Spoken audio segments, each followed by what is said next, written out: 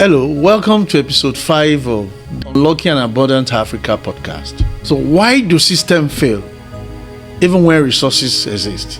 Is the reason why abundance is not wealth. Begin with a difficult question. Can it be that the problem is not only leadership? Could it also be that through our habits, our choices, and our compromises, we are also part of the things that hold our system down? Have you ever paused to consider this? Despite several changes in leadership, many nations continue to struggle. Why the faces change, but the outcome remains the same. At some point, we must move beyond frustration and move into understanding. Because without understanding, people will continue to repeat the same cycle. So the real question becomes, is the problem only at the top or is embedded within the system? And more importantly, with how we participate within the system. This is what I want us to explore today. In the last episode, we explored a simple but uncomfortable idea. Abundance is not wealth. We said that a nation can have resources and still not function. But today, we go a little deeper. Because understanding the system matters is just the beginning. So we must ask, why do systems fail even when resources exist? Let's be honest, many societies are not poor because they lack resources. They are poor because what they have does not work. Let this sink in. This is not a problem of absence, it's a problem of failure. And failure in this context is not loud, it's not dramatic, and it's often not visible. Systems do not collapse overnight. They erode quietly. They weaken in small ways. Through small compromises, through small misalignments, through small decisions. Decisions that seem insignificant but accumulate over time. And before long, what should work stops working. Budgets are increased. Projects are announced. These are allocated. Committees are formed. These are written. Timelines are declared. And yet, outcome remains unchanged. So the question is no longer, do we have enough? The question is, why do results not follow efforts? Recently, I spoke to a senior public officer who outlined the scale of resources under management. Everything looked magnificent on paper: funding, planning, structure. On paper, everything looks solid. And then he said something quietly, almost casually. Implementation is always a challenge. That sentence explains more than most economic reports. Because what he described, without intending to, was not a resource problem.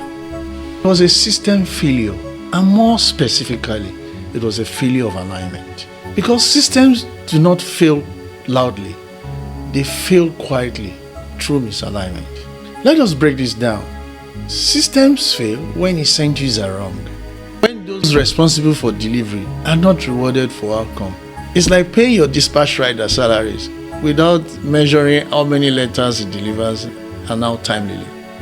When failure carries no consequences. In such environment, efforts become optional and results become accidental. System fails when coordination is weak, when institutions operate in silos, when one part of the system does not speak to another, and when data does not inform decision. When timing disconnects from reality. In such an environment, even good ideas struggle to survive. System fails when accountability is not clear, when responsibility is shared but ownership is absent. New leadership cycle resets progress. When initiatives are abandoned, not because they failed, but because they are not sustained. It's not effort, it's alignment. This is why two countries can have the same resources, but have completely two different outcomes. Abundance is not determined by what goes into a system. It is determined by how a system is structured to produce results. And as Plato observed, the design of a society is more important than the intention behind it. In simple terms, it is not what you plan, it is what your system produces. And this is where clarity becomes important. We must stop measuring progress by announcement we must begin measuring progress by outcome. Wealth can exist without function, but abundance cannot exist without consistency. And consistency is the true test of a system. Not what happens once, not what happens occasionally, but what happens repeatedly, readily, and at scale. Let's return back to where we started. It is easy to assign all the responsibilities to leadership. And don't get me wrong, leadership matters, policy matters, and institution matters. Systems do not fail only from the top. They also weaken when participation quietly erodes them. When rules are bypassed, when standards are ignored, when short-term thinking replaces long-term thinking, when convenience becomes more important than correction, in that system, even well-designed systems begin to fail. So this is not a conversation about blame, it's a conversation about alignment between leadership and participation. Because no system survives where trust is optional.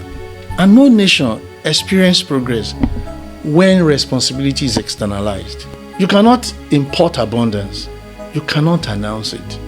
You cannot fund it into existence. You must build systems that make outcome inevitable.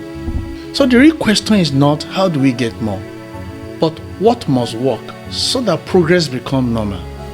Because when systems works, efforts translate, resources converts, outcome repeats. This is abundance, not occasional success, not temporary growth, but reliability. So my point is, a nation does not become abundant when it earns more. It becomes abundant when what it earns works consistently. I am Segun Oke, the abundance evangelist.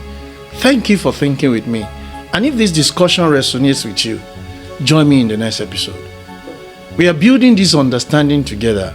Subscribe to this channel and also share this podcast. Thank you and see you.